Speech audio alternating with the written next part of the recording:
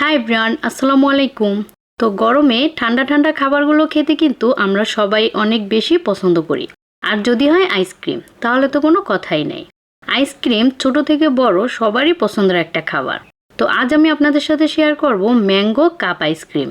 মাত্র 3টি উপকরণে একদম পারফেক্ট একটা আইসক্রিমের রেসিপি আপনাদের সাথে শেয়ার করব। আশা করি আপনাদের ভালো লাগবে।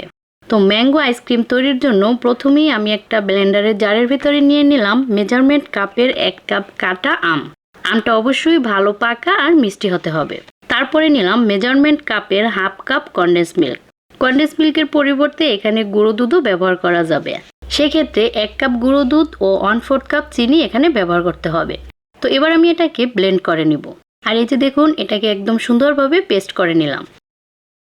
এবার একটা বলের ভিতরে নিয়ে নিলাম 1.25 কাপ হুইপ ক্রিম। আসলে পারফেক্ট একটা আইসক্রিম তৈরিতে হুইপ ক্রিম কিন্তু আপনার লাগবে। হুইপ ক্রিম ছাড়াও আইসক্রিম তৈরি করা যাবে, কিন্তু পারফেক্ট টেস্ট আর পারফেক্ট টেক্সচার হুইপ ক্রিম ছাড়া কখনোই পাবেন না। এবার বিটারের মিডিয়াম স্পিডে ক্রিমটা বিট করব। আর এই ক্রিমটা কেকের ক্রিমের মতো একদম 100% স্টিপ করার কোনো দরকার নেই। এটা এই যে এরকম একটু ফ্লাফি আর ক্রিমি টেক্সচার চলে আসলেই হয়ে যাবে। আর আপনাদের কারো কাছে যদি হ্যান্ড বিটার না থাকে, তাহলে আপনারা কাজটা ব্লেন্ডারও করতে পারেন। সেক্ষেত্রে ক্রিমটা একটু আইস থাকা অবস্থায় ব্লেন্ড করতে হবে। তো এবার আমি এই যে আম আর কনডেন্স মিল্কের যে পেস্টটা রেডি করে রেখেছি সেটা এর ভিতরে দিয়ে দিলাম। তো এবার এটাকে আবারও বিটারের মিডিয়াম স্পিডে 1 থেকে 1.5 মিনিটের মতো বিট করব, যাতে করে আমের এই পেস্টটা ক্রিমের সাথে সুন্দরভাবে মিশে যায়। আর চাইলে এই পর্যায়ে আপনারা কয়েক ফোঁটা ভ্যানিলা এসেন্স এখানে অ্যাড করতে পারেন। আমার তো এমনিতেই ভালো লাগে, তাই আমি আর কোনো ফ্লেভার অ্যাড করলাম না। তো দেখুন, আমার বিট করা শেষ। আর এই যে এই ক্রিমটার টেক্সচারটা একটু দেখুন, একদম মসৃণ ফ্লাফি আর ক্রিমি টাইপের। আর ঘনত্বটাও একটু দেখুন।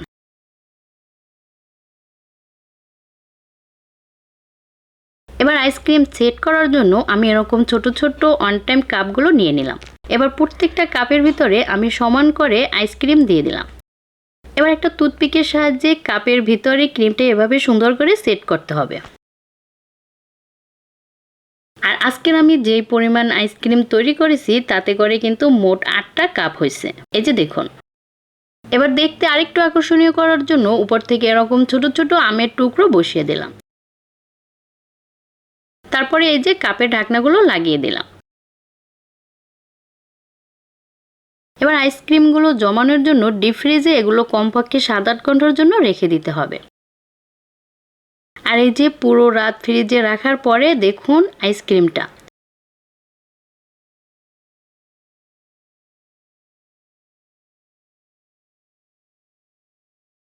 কতটা সফট আর ক্রিমি। এটা কিন্তু একটুকু বরফ হয়নি। আর এটা খেতে এতটা মজার ছিল, একবার খাওয়া শুরু করলে হাত আর থামানো যাবে না। তো আশা করি ভিডিওটি আপনাদের ভালো লেগেছে। ভালো লাগলে অবশ্যই চ্যানেলটি সাবস্ক্রাইব করে দেবেন। ভালো থাকবেন সবাই। আল্লাহ হাফেজ।